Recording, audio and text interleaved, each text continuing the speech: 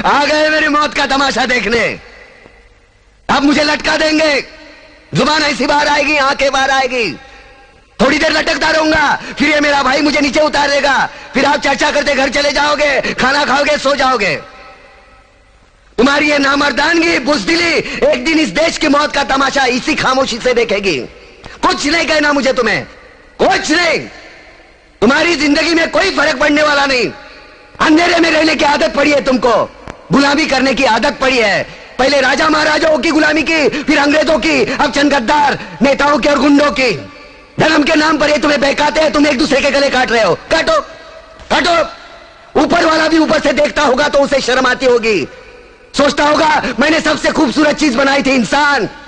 इंसान नीचे देखा तो सब कीड़े बन गए, कीड़े कीड़े। रेंगते रहो, सड़ते रहो और मरो। आए और गए, खेल खत्म। क्यों जिए मालूम नहीं, क्यों मरे मालूम नहीं। कलम वाली बाई क्रांति लाना चाहती थी, कलम के जोर पर काले वर्तमान को खत्म करना चाहती थी। कौन समझा उसकी बात को? सब साले मुर्दे, जिंदा लाशें। किसे जगाती वो? मैं जाग गया, कुछ अच्छा काम करके जा रहा हूं, सुकून है।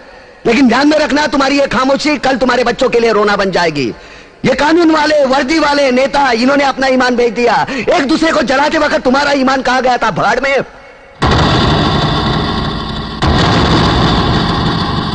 ये पिस्सू जैसा हमारा पड़ोसी मुल्क आने वाले कल में शायद अपने आप को दुनिया के नक्शे पर देख नहीं पाएगा। एक बात भूल रहा है, उनके घर में जो रोटी बनती है ना, उसका आटा भी विदेशी चक्की से पीस के आता है।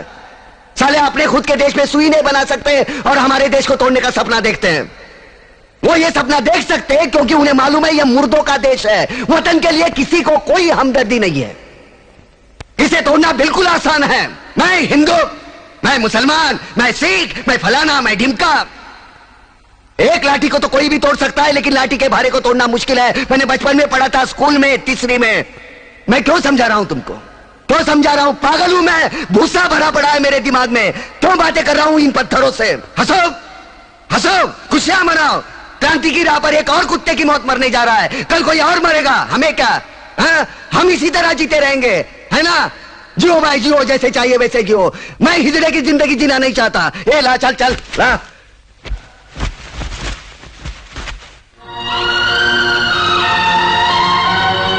ठहरो, ये फांसी नहीं हो सकती।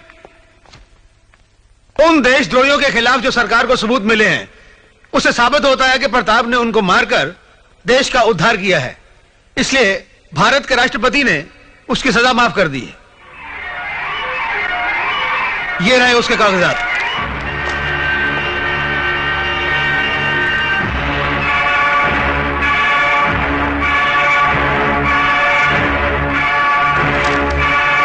रोक दीजिए ये फांसी।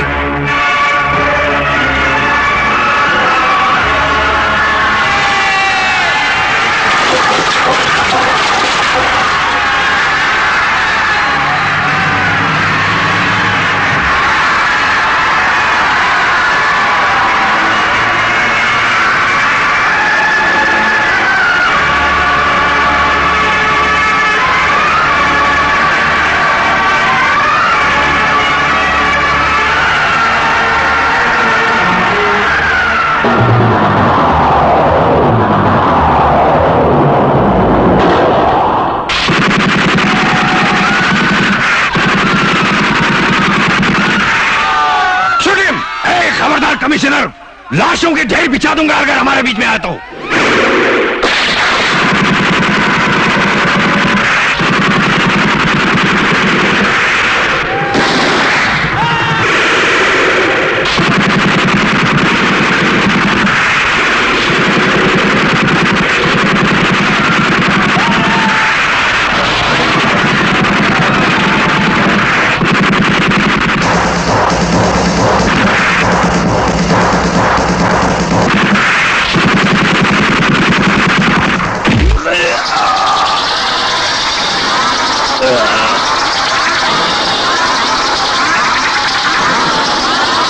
Yeah!